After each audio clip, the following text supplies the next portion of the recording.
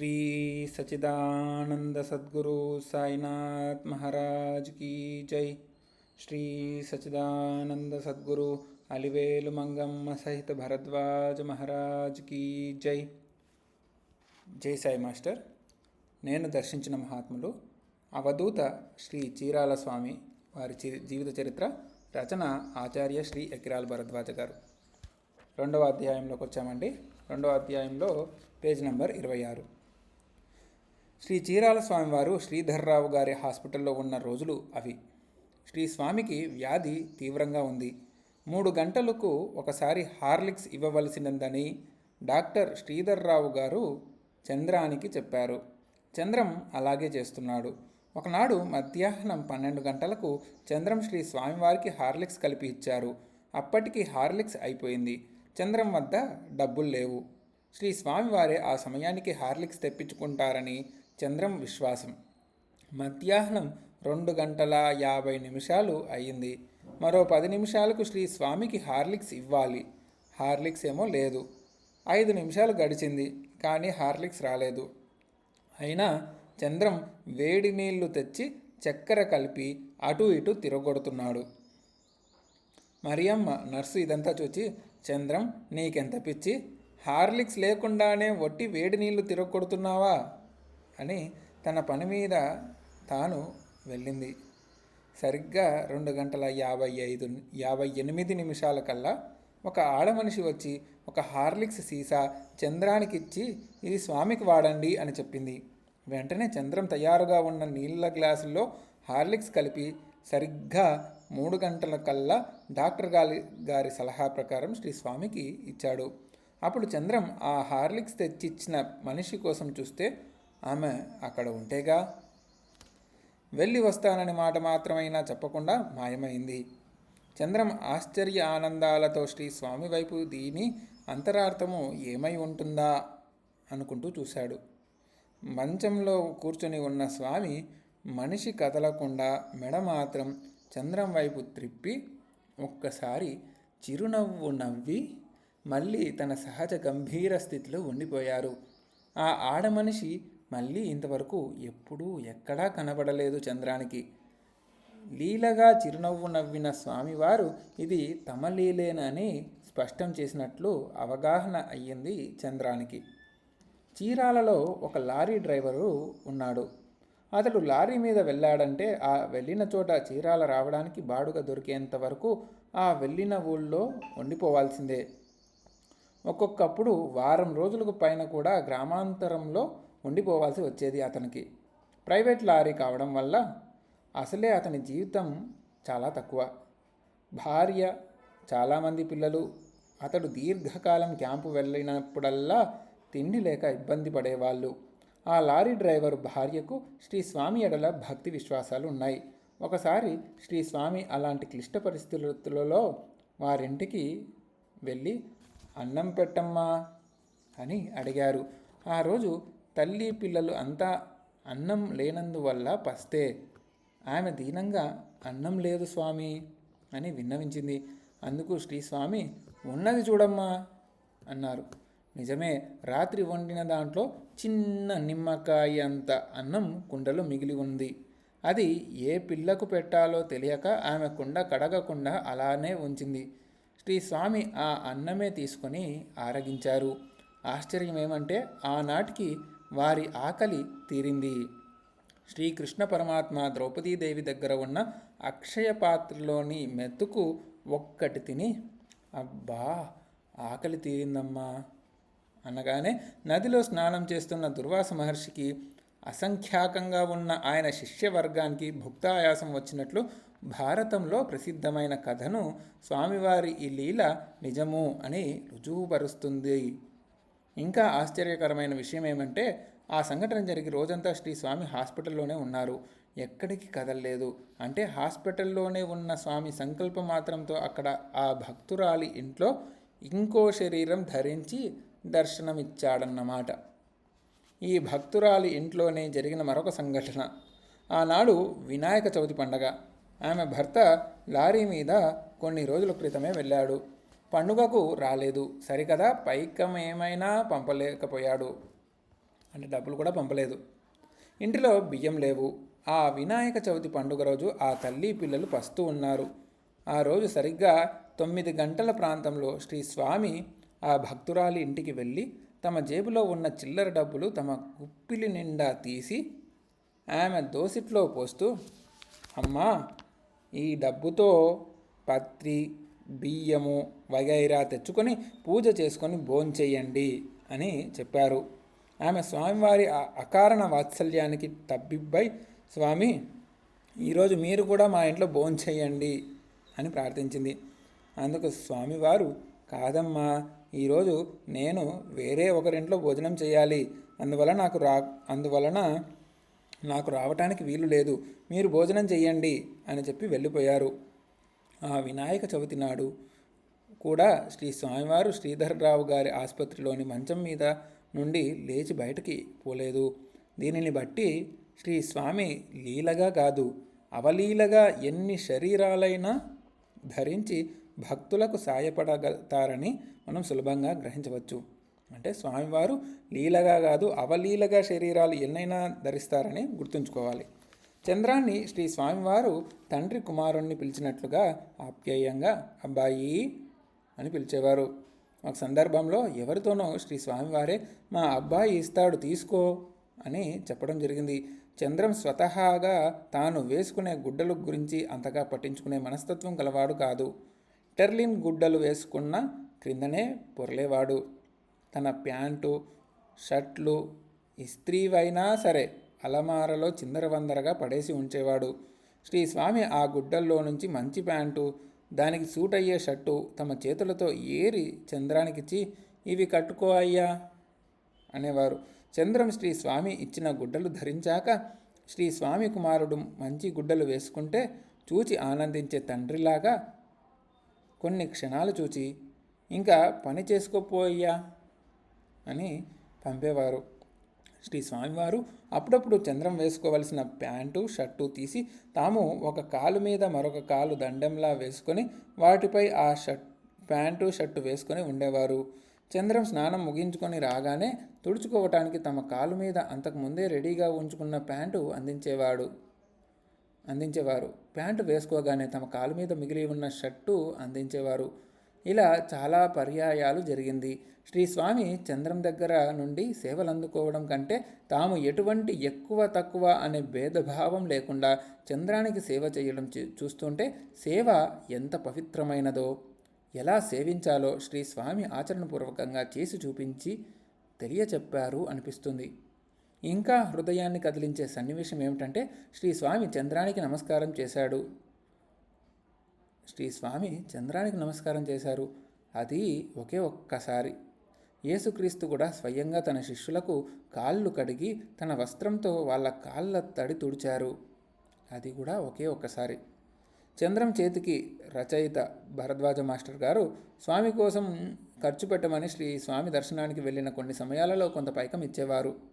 చంద్రం తన జేబులో డబ్బుంటే అది ఎవరిది అన్న విచక్షణ లేకుండా ఖర్చు పెడతాడేమోనని భయపడి చివరకు స్వామి దగ్గరే తన సందేహం ఇలా విన్నవించుకున్నాడు. స్వామి, బైబిల్ గ్రంథంలో పాత నిబంధనలో ఏలీషా కథ ఉంది. ఏలీషా అనే మహిమలు గల ఒక ప్రవక్త. ఒక సేనాధిపతి కుష్ఠరోగంతో బాధపడుతూ భార్య సలహాను అనుసరించి రోగ నివారణార్థం ఏలీషా వారి దర్శనం చేశాడు. ఏలీషా వెంటనే అతనికి ఒక చిన్న మురికి గుంట చూపి అందులో స్నానం చేయమన్నాడు. ఏలీషా ఆజ్ఞ ప్రకారం ఆ సైన్యాధిపతి ఆ మురికి గుంటలో స్నానం చేసిన వెంటనే అతని కుష్ఠువ్యాధి సంపూర్ణంగా మటుమాయమైపోయింది. ఆ సైన్యాధిపతి పట్టలేని ఆనందంతో ఎన్నో బారువల బంగారము, ధనము ఏలీషా ప్రవక్తకు కానుకగా సమర్పించుకోబోయాడు. కానీ ఏలీషా ఆ బంగారాన్ని, ధనాన్ని కొంచెమైనా స్వీకరించక, నాయనా, ఇది నాకక్కర్లేదు, నీకిష్టమైతే బీదవారికి దానం చెయ్యి అని చెప్పాడు. ఆ సైన్యాధిపతి చేసేది లేక ఆ బంగారాన్ని, ధనాన్ని తీసుకొని ఇంటిదారి పట్టాడు. ఇంతలో ఏలీషా శిష్యుడు గెహరాజ్ అనే వాడికి ఆ బంగారం మీద, ధనం మీద వ్యామోహం కలిగి వేగంగా వెళ్ళి ఆ సైన్యాధిపతిని కలుసుకొని, ఏలీషా గారు, ఇందాక నీవివ్వదలిచిన బంగారాన్ని, ధనాన్ని స్వీకరింపదలిచి తెమ్మన్నారు అని అబద్ధం చెప్పాడు. ఆ సైన్యాధిపతి పరమానందంగా ఆ ఏలీషా శిష్యుడి చేతికి బంగారము ధనము అప్పగించాడు. ఆ గెహరాజ్ సంతోషంగా వాటిని మోసుకుని ఏలీషా వారి వద్దకు వచ్చాడు. ఈ సంగతి గ్రహించిన ఆ ప్రవక్త ఏలీషా, నీవు అతని బంగారము ధనము స్వీకరించావు గనుక అతని కుష్ఠురోగం నీకు వస్తుంది, అనుభవించు అని చెప్పారు. ఎంతో మొత్తుకున్న గెహరాజ్ కుష్ఠవ్యాధిని అనుభవించవలసి వచ్చింది. కనుక మీ వంటి వారితో ఇటువంటివి ఉంటాయి. నా మనస్సు ఎప్పుడు ఏ విధంగా మారుతుందో తెలియదు.